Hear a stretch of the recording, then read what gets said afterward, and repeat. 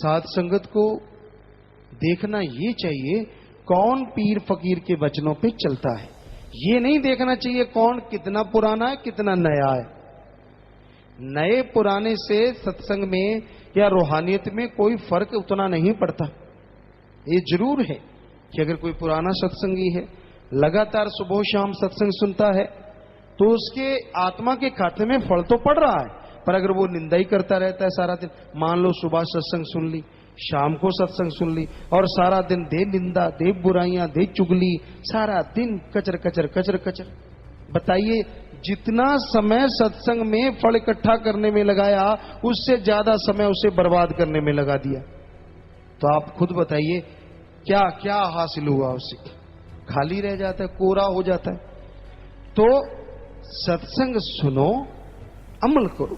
अमल नहीं कर पाते तो क्यों किंतु परंतु ना करो।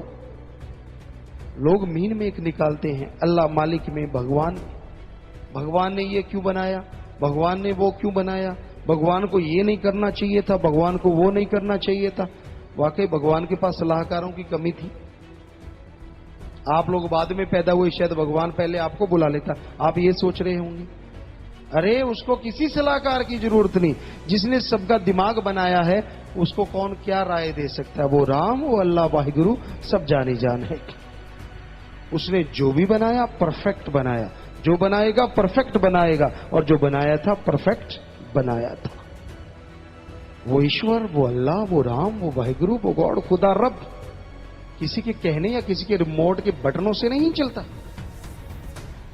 वो तो क्या, उसके फकीर भी उसी की रजा में चलते हैं, किसी और की रजा में नहीं चलते। ये नहीं देखते कि ये मुर्गा मोटा बैठा है, इसकी बड़ाई कर दें शायद नोट ज्यादा चढ़ा जाएगा। नहीं नहीं, संतों को फकीरों को इससे कोई लेना देना नहीं होता। जो जुबान पे सच आ गया वो कहेंगे कहेंगे, मिर्ची लगे या पोटास लगे वो मर्जी है आपकी। सच तो बोलेंगे ही बोलेंगे, कड़वा जरूर होता है सच। तो ये हकीकत है, मोक्ष मुक्ति तो मिल जाए जीते जी, गम चिंता टेंशन परेशानियों से, हर तरह की दुख तकलीफ बीमारियों से, पर जीव अमल करे तो। अमल नहीं करता, वचन सुनता जरूर है ज्यों त्यों, पर मानता नहीं, फिर ही ये सारी परेशानी आती। कोई मालिक को हाजिर नाजिर मान के खड़ा होके बताए कि वो 100% वचनों पे अमल करता है, उसे फिर भी परेशानी है। हमें लगता नहीं कि घंटा सुबह शाम कोई सुमन करता हो, वचनों पे पक्का रहता हो, उसको तिल मात्र भी, बाल मात्र भी, लेश मात्र भी कोई परेशानी आ जाए, हो ही नहीं सकता। हम ये गारंटी देते हैं। तो ये हकीकत है। और सच्चे सौदे के लिए तो वैसे भी बहुत बड़े वचन साईं मस्ताना जी महाराज करवा के लाए हैं कि सच्चे सौदे का मुरीद नाम ले ले, थोड़ा सुमन करता हो, वचनों का पक्का हो, चलो थोड़ी सेवा भी करता हो, ना उसे अंदर कमी रहे ना बाहर कमी रहे, दोनों जहान में दोनों जहां की खुशियों से माला माल रहता है। पर बात वचनों पे अमल करने की है। इंसान अपनी तरफ ध्यान नहीं देते। आज कलयुग है, यहां कोई ये नहीं कहता कि मेरे में कमियां हैं, मेरे में कोई कमी आ गई। कोई भी यहां से कुछ बन के चला गया, या माया रानी खा गया, या पैसे के लालच में पड़ गया, वो निंदा करेगा तो पीर फकीर की, निंदा करेगा तो अल्लाह मालिक राम की। कभी किसी को कोई ये नहीं कहता कि मेरे में इतनी कमियां आ गई थी इसलिए मेरा मन हावी हो गया, मैं चला गया। जा जाके उल्टी तोहमतें लगाते हैं, और आगे ऐसे सुनने वाले होते हैं जो उनके कहने से झट से सारी गुरमुखता पल में खत्म कर लेते हैं। ना भाई ना, किसी की सुनो ना, अपने संत पीर फकीर की सुनो। आपको कोई शक है किसी ज्ञान पे, भक्ति पे, संतों पे, अपने गुरु पे, तो बोलो ना। गुरु रोज कहते हैं पूछ भाई जो पूछना है। आदमी को क्या बताएगा? अंधा अंधे को रास्ता क्या दिखा सकता है? अंधे को तो दो आंख वाला, दोनों जहान की आंख वाला ही रास्ता दिखा सकता है। सो आप आदमी से पूछ के संतुष्ट कैसे हो जाते हैं, या उसके पूछते क्यों हैं, हमें ये समझ नहीं आती। रूहानियत की बात, कोई आदमी आपको उतना गाइड नहीं कर सकता जितना गुरु परफेक्ट रूप में गाइड कर सकता है। क्योंकि उसने अपना मसाला लगाना ही है, अपने नंबर बनाने ही, अपनी मान बढ़ाई करनी है। जिस आदमी से आपने पूछना है तो गुरु पीर फकीर से पूछो, आपको पता चल जाएगा कि हकीकत क्या है, कहां कमी है।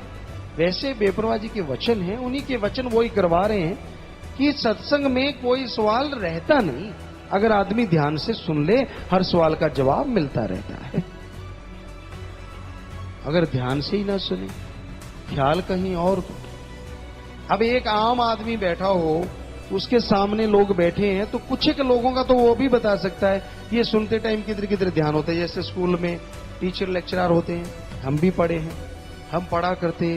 कई संगी साथी ऐसे होते हैं जो बैक बेंचर्स, जो पीछे वाली सीटों पे होते हैं, तो हम तो अगर बेपरवाह जी की रहमत थी आगे होते थे। मॉनिटर वगैरह क्लास के कई बार होते थे, कई बार नहीं होते थे, लेकिन ऐसा आगे ही होता था।